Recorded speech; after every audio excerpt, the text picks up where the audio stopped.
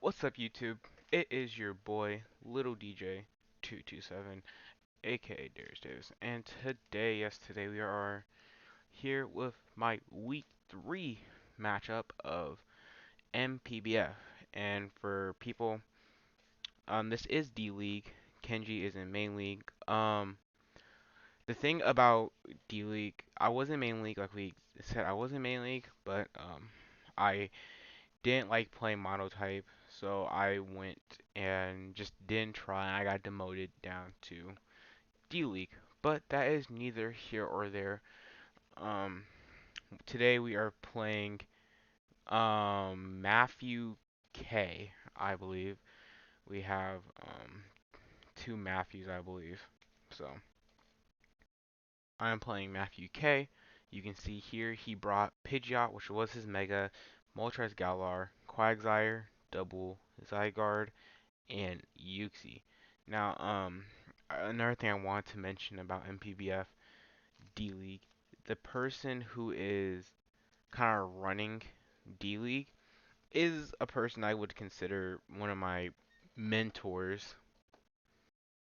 One of my mentors in Pokemon. He's the person who kind of like I go to pretty often to kind of like look at my teams and look at my team builds, and then I face him every once in a while. It's cool.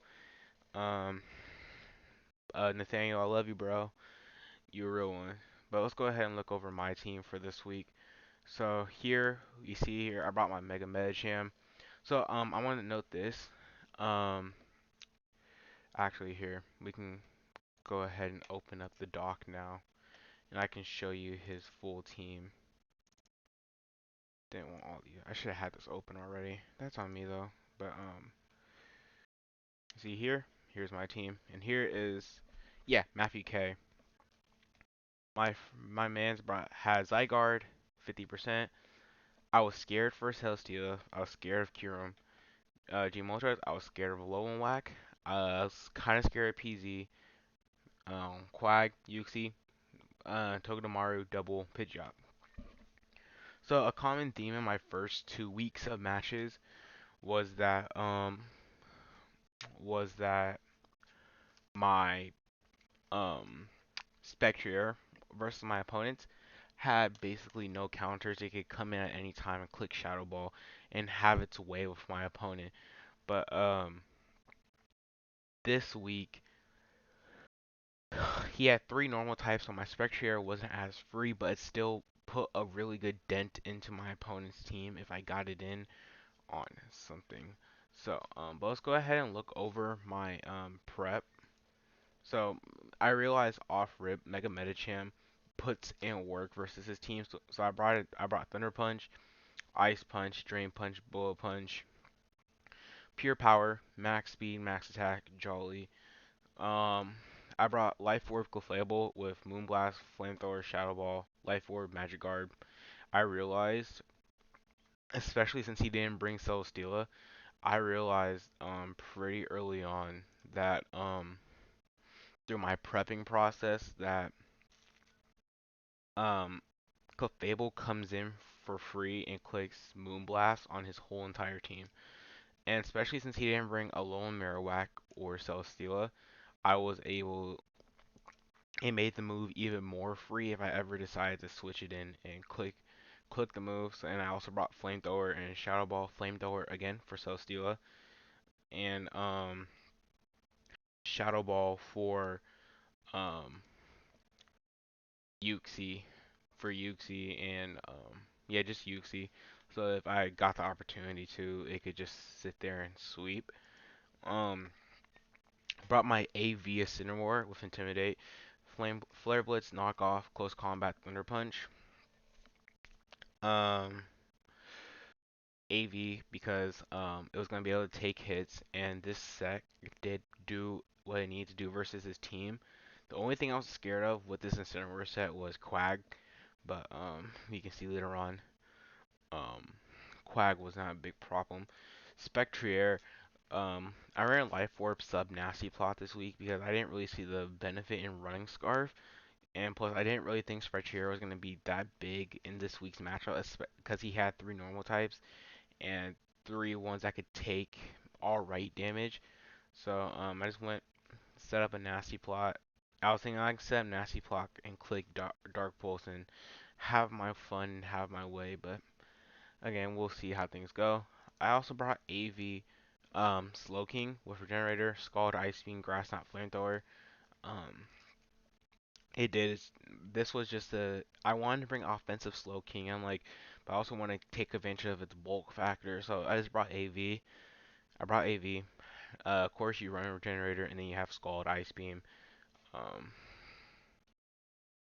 just call it. Scald wasn't gonna really come in, but it was just stab, free and a free kill, shot, Ice Beam, hits you, hits you, hits you, and hits you for neutral. Grass Knot kills you, and Flamethrower, which was there mainly for the Celesteela. So, and then I'm probably gonna name this video Ice Cream Go Burr because Vanillux ran. I brought Vanillux this week. Heavy duty boots, snow warning, blizzard, freeze dry, flash cannon, water pulse. Water pulse was there, so I could somewhat deal with a little Marowak, which again he didn't bring. So so yeah. So let's go ahead op in this battle. So we're gonna go ahead start going on what happened. So I lead off Clefable. He starts off by clicking light screen. I want to note this that during prep, Kenji noted that I should drop close combat for brick break. And I'm like, oh, and then I went back and watched one of his replays. I'm like, yeah, it does seem like he does like to bring screens on his UXD. And as soon as I saw screens, as soon as I saw he clicked light screen, I was super upset because I'm like, oh, I forgot to bring brick break. So I went ahead and clicked shower ball. He goes into his double. I was thinking this double was gonna be a lot more of a problem because I didn't have a true way to beat it. Um, Click knockoff, get rid of its item. Go and switch out into my Spectrier. So I also want to note that the moment he swapped out his double, moment he swapped out, which is right here, I basically knew he could not touch a Spectrier. So Spectrier was a free switch 100% of the time. Free switch 100% of the time into it. I clicked nasty plot. I had to switch because I didn't have a good switch in. Moonblast was free versus his whole team. Um, but I didn't click it here. I just went ahead and soft boiled up. This really confused me. I didn't understand why he brought Tailwind versus my team when my team overall is pretty slow. Because if you look at my team speed, my fastest is of course Spectrier, which I get if he wanted to do that just so he outspeeds my Spectrier, Scar Spectrier, which again I was Life Orb Nasty Flat. Um, but other than that, my second fastest is Cobalion, which I believe is 108. Then it's Mega Medicham at base 100, and Miltank at base 100. So there was really no reason to fully bring Tailwind versus my team, in my opinion. But I get the big kill on his Mega Pidgeot. He goes in his double here. I was really hoping I would break Confusion, but I didn't. So I go into Spectrier. He's gonna course click Body Press. I knew again he didn't have a way to kill me, touch me with his set. I go for Dark Pulse. I do 17%. I go ahead and switch out. And this is the reason why I'm gonna call this video Vanillux go Burr, because Vanillux just went Burr on his whole team here. So of course, as people know, Blizzard is 100% accurate under Hail. Um, so I just knew Blizzard was gonna go Burr. This crit 100% matters because if I don't crit right there, then I did the calc after the match. Only does like 40 to 45%. But that crit mattering and getting 97%, because he gave me his exact spread. That crit doing 97% basically meant that Quagsire became the non-factor, and it was like one of the bigger problems for my team. Um, he goes into Moltres here. I click Water Pulse, but then again, Blizzard. I'm gonna click Blizzard here again because Ice Cream go Burr versus his whole team. You can see up here, I said sorry, man, because I hate when hacks and crits happen. It's really annoying for both players involved. I miss a Blizzard here, so I had to switch. I go ahead and go for the sack on my Incineroar here because it was like my best sack. I mean, I could have swapped into Clefable, but I wasn't fully sure about it. And then Metacham right here just wins the game. He wins the game because he wasn't able to get a reflect up, so my physical moves were going to do full damage.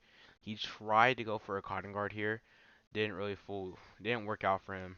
Um, and Metachamp sits here and picks up 4 big kills.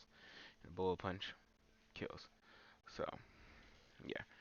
GG to my opponent Matthew. You played very well. That means that puts me now at 2-1 on the season.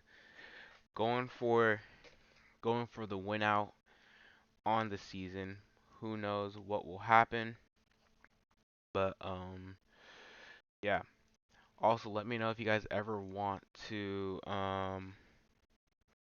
let me guys know if you guys ever want my team to look at or something like that. And you guys know where to contact me. For the guys on Facebook and for the guys on Discord. You guys know where you can contact me. I'm usually open. The only times you won't be able to reach me is when I'm asleep or I'm doing homework. So yeah. I love you guys. Thank you guys for watching our YouTube videos and like and subscribe. Peace.